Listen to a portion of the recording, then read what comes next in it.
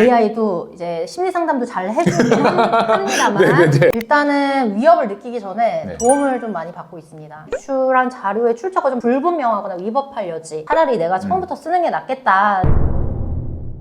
네, 부엉이 변호사 이 원일인 변호사님과 함께하는 닥터 레시피 두 번째 이야기입니다. 네, 이번에는 조금 더 흥미로운 주제로 가보려고 하는데요. 요즘 챗 GPT, 뭐 제미나이, 뭐 클라우드 뭐 이런 AI가 굉장히 많잖아요. AI가 사실 저도 많이 쓰거든요. 의료적인 부분들도 그런 거 사실 검색 툴이기 때문에 통합적으로 검색을 해주니까 되게 많이 쓰는데 이게 사실 판례도 찾아주고 법률 상담도 해주는 세상이 왔거든요. 그래서 제가 그 얘기를 좀 진행을 해볼까 합니다. 원 변호사님, 이 변화를 아마 현장에서 직접 체감을 하시고 계실 것 같은데 변호사라는 직업이 위협받고 있다는 생각 혹시 드시나요? 일단은 위협을 느끼기 전에 네. 도움을 좀 많이 받고 있습니다. 변호사 전용 AI 툴도 있거든요. 아 진짜요? 툴이 따로 있어요? 관련된 판례하고 자료를 좀 빠르게 분석해서 서면 요지를 작성해주는 능력까지 가지고 있어요. 아주 양질은 아니어서 그 구성이 좀 마음에 안 들거나 잘못된 판례를 찾아서 제시하는 경우도 있거든요. 그러니까 결국엔 다 더블 체크하고 수정 작업을 하긴 해야 돼요. 특히 이제 복잡하고 자료가 방대한 사건의 경우에는 수정하면서 차라리 내가 처음부터 쓰는 게 낫겠다 생각이 들 때도 있어요. 아주 복잡한 사건이 아니면 기존의 서면 작성 시간을 반 정도는 줄여주는 것 같습니다.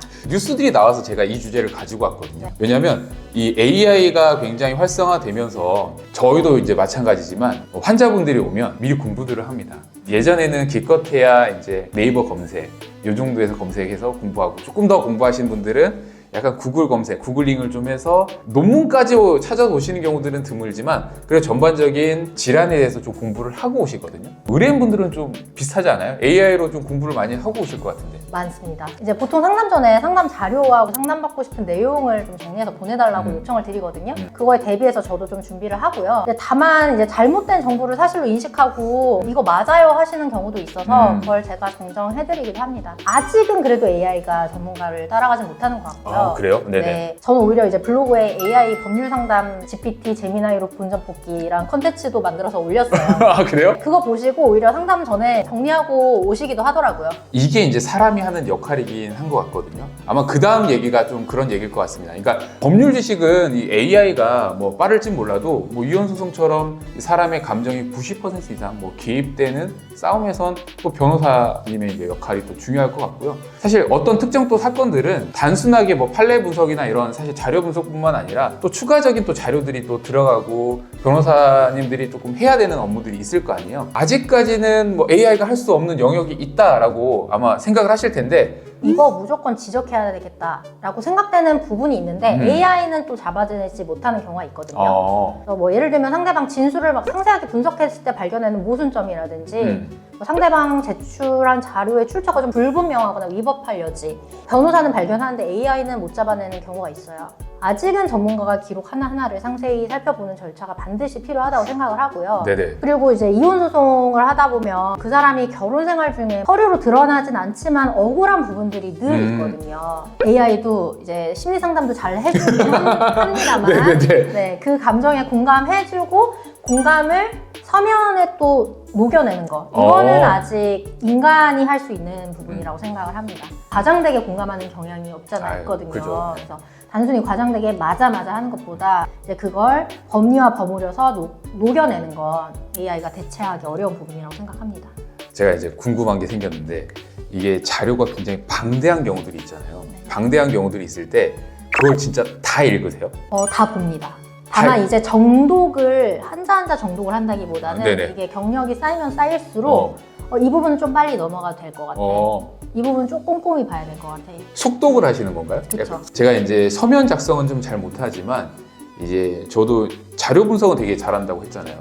그러면 이게 이혼 소송 하게 되면 혹은 뭐 다른 문제일 수도 있는데 이 AI를 쓰게 되면 이런 약간의 재산 이런 이제 사실 회계적인 문제들이 들어가잖아요. 네. 그런 문제 쓸 때는 되게 좋지 않을까요? 네, 도움을 많이 받고 있습니다. 제가 사실 숫자에 약하거든요. 네, 그럴 수 있죠. 네. AI한테 정리를 해달라고 하면은 네. 굉장히 빠르게 정리를 해주기 때문에 시간이 단축이 됩니다. 시간이 제일 큰 것 같아요. 네. 이게 저희도 통계 분석을 할 때 사람이 하면 뭐 하루 종일 작업을 해야 되는 경우도 있는데 AI 분석은 사실 5분, 10분 안에 다 자료를 분석해 주니까 그런 부분들은 활용 많이 하겠네요. 네. 의사들 입장에서 혹은 이제 저희 쪽 의료 입장에서는 야 이게 무슨 이거는 그냥 뭐 네이버 그냥 구글이 나온 거지 뭘 활용하겠어? 라는 사실은 생각이었거든요. 단 몇 개월 만에 야 이거 장난 아니다. 사실 지금 저희 와이프는 의학 상담을 저한테 안 받아요. 왜냐하면 GPT나 이런 거에서 물어보고 아이 아프면 거기 GPT에 자료 넣거든요. 배우자분도 법률적인 문제 있으면 와이프한테 안 물어보고 그냥 일단 GPT나 이런 거 먼저 물어볼 것 같긴 하거든요. 10년 뒤에는 어떨까요? 지금 변호사를 꿈꾸는 후배님들도 되게 많이 계실 텐데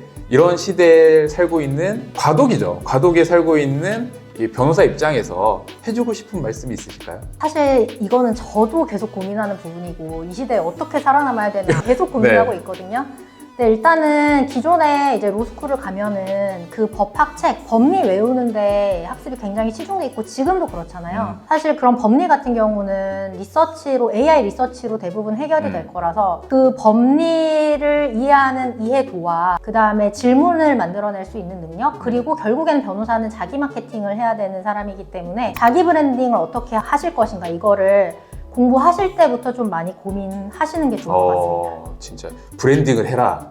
왜냐면 자기만의 장점을 사실은 계속 노출해야 되는 거잖아요. 네. 그게 되게 중요하다는 말이 저도 와닿는 것 같습니다. 그러니까 저도 수학을 하면 왜냐면 요즘 계산기도 있고 컴퓨터가 있는데 연산을 내가 할 이유는 없다고 생각하거든요. 어떻게 할 줄만 알면 되고 그 이후에 사실은 더 창의적인 거를 내가 해야 된다라고 생각하는데 그게 사실은 조금 비슷한 이제 말이지 않을까 싶습니다. 네, 오늘은 부엉이 변호사 원희림 변호사님 또 모시고 이야기를 나눠봤습니다. 저희는 더 좋은 레시피로 다시 돌아오겠습니다.